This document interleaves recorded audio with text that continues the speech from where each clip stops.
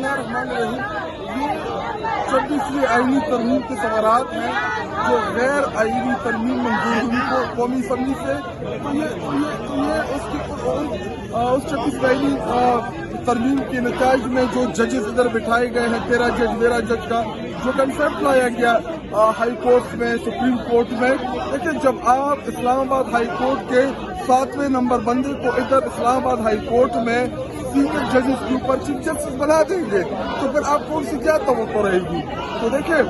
हम इधर हमारा आने का मकसद सिर्फ और सिर्फ अदलिया का, और जो इस वक्त 26वीं आईनी तरमीम के बाद जो अदलिया की जो मौजूदा पोजीशन है वो हम आवाम के सामने लाना चाहते हैं। हमें पता है कि हमारे इधर आने से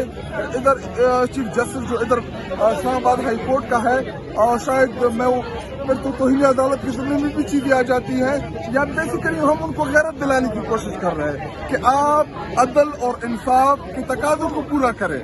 आपसे कौम की तवक्को है क्योंकि आप 26वीं आईनी तरमीम के नतीजे में आए हैं, लेकिन जिस कुर्सी के ऊपर आप बैठे हैं ये मनसब जो है ये इंसाफ का मनसब है। हमें अपने अदालतों से और इस कुर्सी से यही तवक्को रहती है कि आपको इंसाफ मिलेगा, लेकिन इस वक्त जो चीजें नजर आ रही हैं तो ना इंसाफ हो रहा है और ना होता नजर आ रहा है। सर कल आपकी हुकूमत है कि पीके में वहाँ पे आपके झंडे जलाए गए हैं, आपके कैंप को आग लगाई गई है, और दूसरा खान साहब ने कल मैस मूवमेंट की बात की है, उस पर आपकी कितनी तैयारी है और जो झंडे जलाए गए उस पर क्या आप लोगों ने किया है? देखिए पहली बात यह है कि एक पॉलिटिकल वर्कर उसका ये काम नहीं होता कि पॉलिटिकल वर्कर जो है वो किसी भी पॉलिटिकल जमात के झंडे को जला दे। अभी किसी की जमात के झंडे को जलाना, यहाँ पे भी फ्लेक्सेस लगे होंगे, अभी मैं उतार को उसको आग लगा दूं, ये तो कोई मुश्किल काम नहीं है। लेकिन ये है अखलाकी तौर पे और एज अ पॉलिटिकल वर्कर ये चीजें सूट नहीं करता। और जब आप वफाकी मिनिस्टर रहते हैं और फिर आप इतनी चीप लेवल पे उतरते हैं, आप इतनी चीप आदतें करते हैं कि आप पाकिस्तान की सबसे मकबूल पार्टी के झंडे को जलाते हैं, तो देखिए अगर अभी उसका हम रिएक्शन देते तो फिर कहते कि जी तहरीक इंसाफ वाले जो है ये लड़ते हैं, ये झगड़ते हैं। हालांकि हमारे कितने पॉलिटिकल कंपटीशन रही है माजी में, हमने किसी भी पॉलिटिकल जमात का झंडा नहीं जलाया, हमने किसी भी पॉलिटिकल जमात की लीडरशिप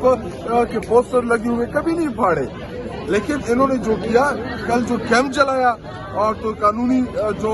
कार्रवाई है वो भी उन लोगों के खिलाफ जारी है। और रही बात एहतजाज की, तो देखिए जिधर तक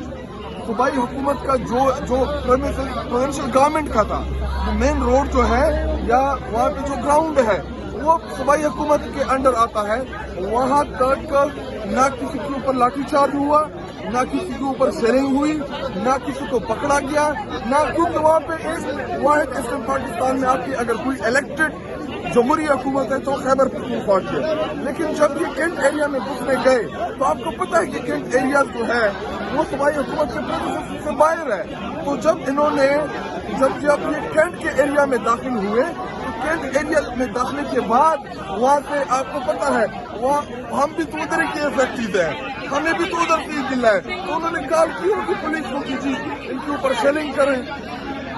लेकिन मैं आपको दोबारा बताऊं, जहाँ तक हमारी सूबाई हुकूमत के प्रेमिसेस पे ना डंडा चला, ना वहाँ पे शेलिंग हुई, टोटल 50 बंदे